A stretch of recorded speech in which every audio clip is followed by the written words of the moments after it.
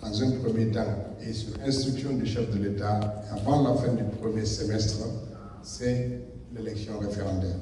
Pour ça, il faut un cadre spécifique.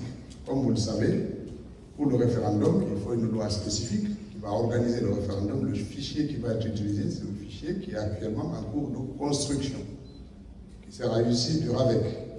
Cela ne fait l'objet d'aucun doute. C'est pour ça que nous invitons nos concitoyens à accorder une importance particulière à leur enrôlement, qui est actuellement en cours.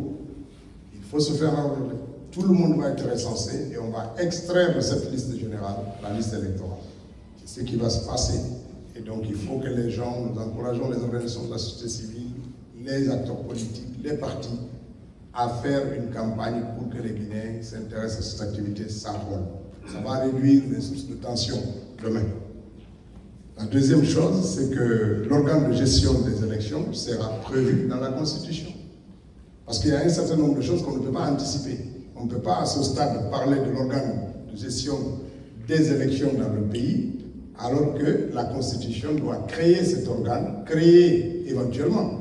La Constitution pourrait confier ça au MATD ou créer un organe spécifique, mais ça c'est la Constitution qui va le dire. Et toutes les institutions qui vont en découler, y compris la loi ou le code électoral, qui va être issu de ça. Il faut que la Constitution le prévoie. C'est une loi organique qui va être votée après l'adoption de la Constitution. Donc il y a d'abord quelque chose de spécifique qui va être mis en place, un cadre juridique pour encadrer l'organisation du référendum. Et une fois la Constitution adoptée, elle va décliner les différentes institutions et lois organiques qui vont être issues d'elle pour permettre d'aller. Parce que si on faisait aujourd'hui une loi électorale, un code électoral, dès après la Constitution, cette loi devient caduque avec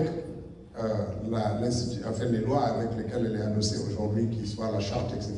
Donc nous allons faire une loi spécifique. En fait, je pense que c'est la tendance, parce que c'est dans cette tendance que le ministre de l'administration du territoire nous a présenté son projet de loi qui va encadrer les élections référendaires et dont les grandes lignes vont être rendues publiques très prochainement. Donc hier, c'était un des sujets du Conseil des ministres. Ensuite, sur le calendrier électoral, dans le meilleur des cas, si on arrive à faire les élections au mois de mai, ça va être difficile d'enchaîner les élections présidentielles tout de suite.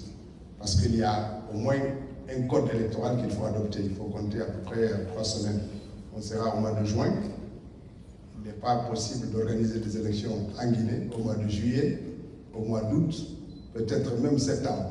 Ça veut dire qu'il faut répartir soit en septembre ou octobre pour les élections suivantes, que ce soit la présidentielle ou les autres élections, suivant la déclinaison qui sera issue de la Constitution et du chronogramme que l'administration du territoire va prononcer. Donc il faut compter peut-être 2 grandes élections majeures cette année, et puis les autres vont suivre l'année suivante. Mais du point de vue, sauf si on décidait de regrouper toutes les élections à la même date. Après, ça c'est un autre choix dont je ne peux pas dire aujourd'hui quelle est l'option qui va être retenue, mais si ça devait être séquentiel, ça veut dire qu'on ne peut pas faire toutes les élections en 2025. Il va falloir compter pour certaines élections, parce qu'il ne faut pas oublier qu'il y en a plusieurs qui nous attendent, d'après l'avant-projet. Il y a des sénatoriales, des élections législatives, des communales, même des districts et des quartiers qui nous attendent encore devant. Ça veut dire que c'est des grandes élections qui vont jalonner la suite du calendrier dans notre pays. Donc 2025, clairement, il y aura le référendum et probablement avec une élection majeure, laquelle